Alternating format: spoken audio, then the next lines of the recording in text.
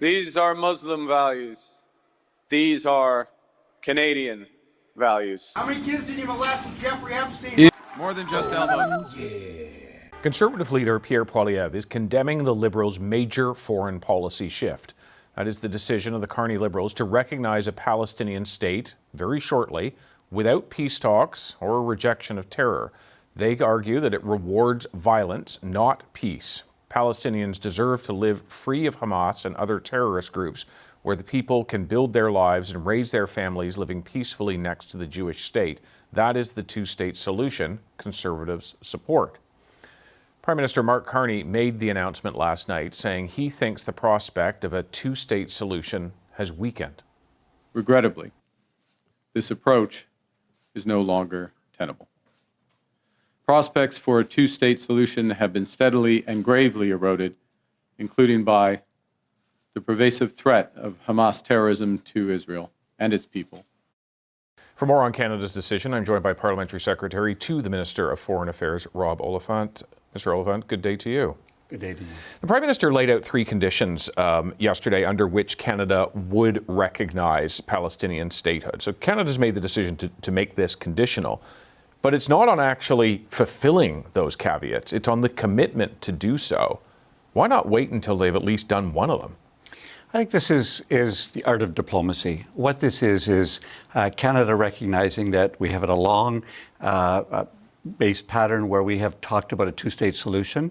We've reached a position where it is now an untenable situation, obviously caused by Hamas and continued by the humanitarian crisis given the war waged by Israel.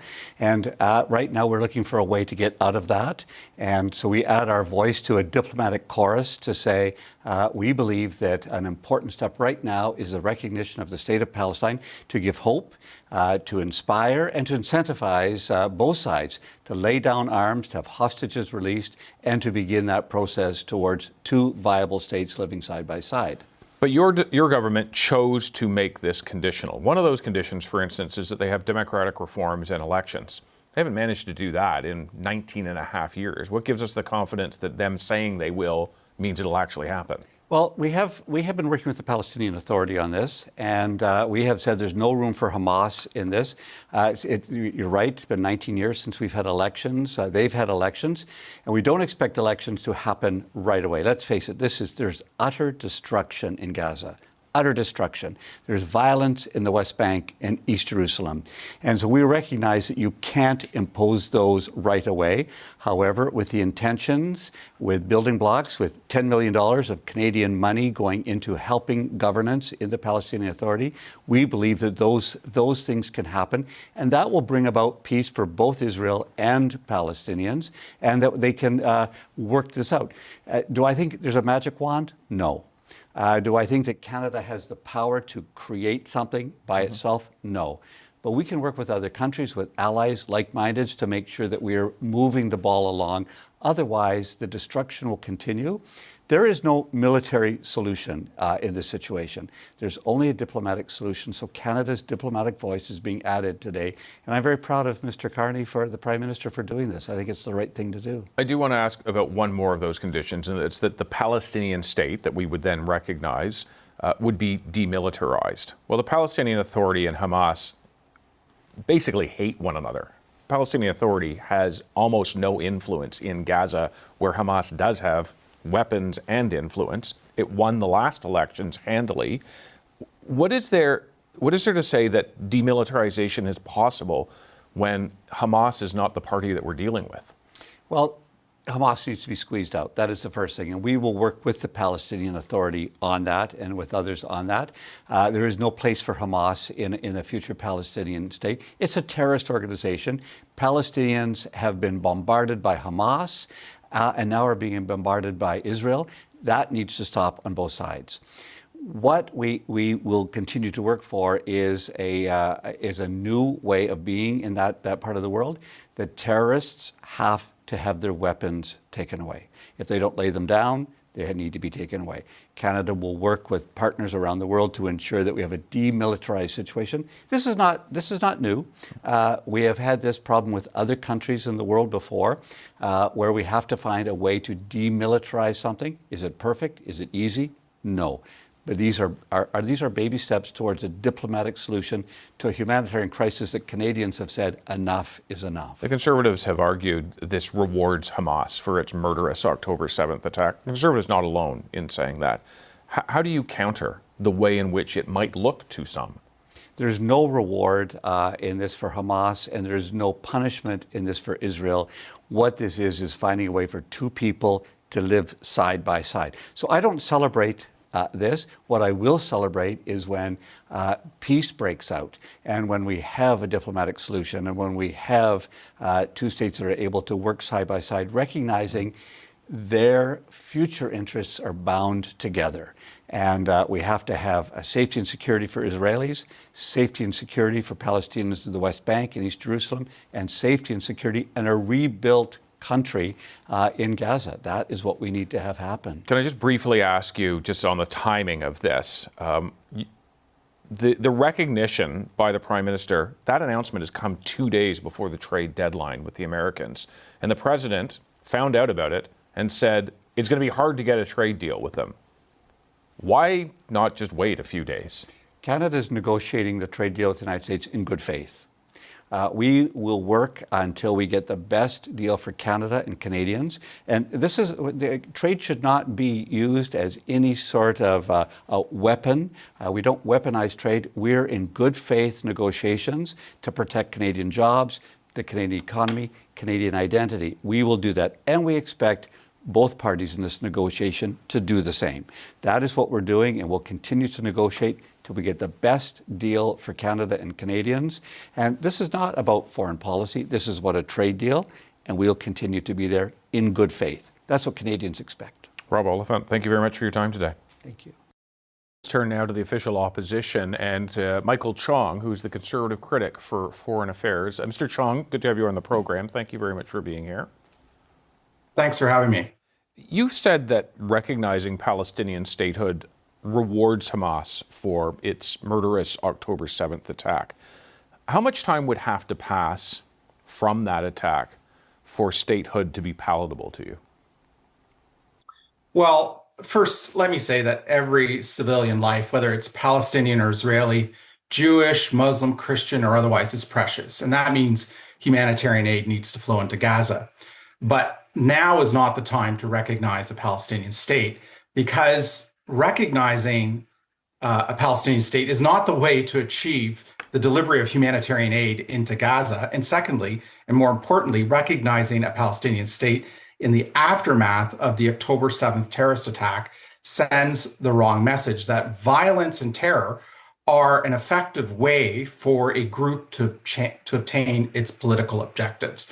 So the time to recognize a two-state solution, to recognize a Palestinian state, is as part of a negotiated settlement between Israelis and Palestinians. In other words, Israelis and Palestinians come together, they negotiate a settlement that results in peace in the region, and that settlement has the popular support of both Israelis and Palestinians. And neither one of those conditions are in place. And I'll just finish by saying this, David, that it is sloppy logic to think that just because Canada and a couple of other countries have declared and recognized two states, that will achieve a solution to this longstanding conflict. That logic is sloppy and incoherent. I would just point out it's not a couple of other countries. You're right that Britain and France have done so in the last week, but there are 147 nations that did so before us. Agreed, but I would say that the vast majority of Western democracies have not recognized a Palestinian state. And when I refer to a couple of other countries, I'm referring to France, the United Kingdom, considering the recognition of this state. There are about 190 member states of the United Nations. The vast majority of them are not Western liberal democracies. They are in other categories of states. Many of them are authoritarian states and non-democracies. There are only several dozen Western democracies. And of those Western democracies, the vast majority have yet to recognize a Palestinian state because they understand that we cannot give in to force and violence as a way to achieve political objectives. Authoritarian states are happy to do that, but Western democracies have long stood on the principle of negotiated settlement in the region. And the Carney government, alongside the UK, would be dangerously going down the path of caving in to force and violence as a way to achieve political objectives.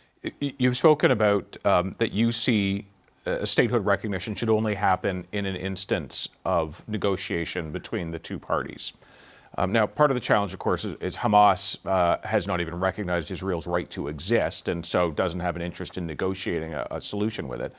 But at the same time, there are members of the Israeli government right now who want to push Palestinians out of their own land. There are some who have called for the complete annexation of the West Bank, to take away the land that Palestinians live on. There are settlers that are doing that.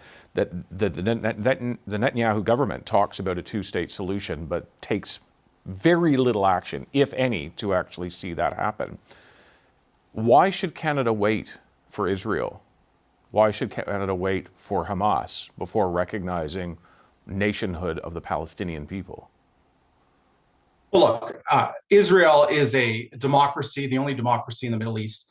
And to be clear, Israel is not a perfect democracy. No democracy is, Canada included. And so we don't agree with some of the actions that the state of Israel has taken in the West Bank and other places. But that said, that is an entirely different issue than the issue of the recognition of a Palestinian state by the government of Canada. We have to work alongside both Palestinians and Israelis to nudge them toward sitting down at the same table and to negotiate a settlement, like was done several decades ago in Norway. We need to do the same thing now. Recognizing a Palestinian state now sends a very dangerous message. It says to groups like Hamas, you don't actually need to sit down and negotiate anything. In the future, you can use force and violence to achieve and obtain your political objectives. What would be? And I think it's a danger. I'm sorry to interrupt you, Mr. Chong, but what would be a nudge? Because the Prime Minister has described this as a nudge to get at least the Israelis towards the table and talking about a two-state solution. What would be a nudge were this a Conservative government, for instance? Well, we should be using all the tools available. First of all, we don't have a lot of resources and assets in the region. And so as a result, we don't have a lot of assets to bring to bear to put pressure on both parties to sit down at the table. But at the end of the day, just because the post-October 7th attacks makes a negotiated two-state solution look even further away than ever, doesn't mean we shouldn't be working toward that end. We need to keep focused on what will achieve long-standing peace and security in the region. And a unilateral recognition of a Palestinian state by Canada and a handful of other countries is not going to get us at that end result. Why would Hamas or any other group in the future ever decide to negotiate with the Israelis to achieve a peaceful settlement? Because clearly that's not the way. If the Carney government goes ahead, if the UK government goes ahead, it's clearly not the way to get their political objective. Clearly, force and violence is the way to achieve that if Western democracies start going down the path of recognizing a Palestinian state. Michael Chong, certainly appreciate your time and thoughts today. Thank you. Thank you for having me. It's Michael Chong, who is the Conservative critic for Foreign Affairs. Hey, that's something everyone can enjoy.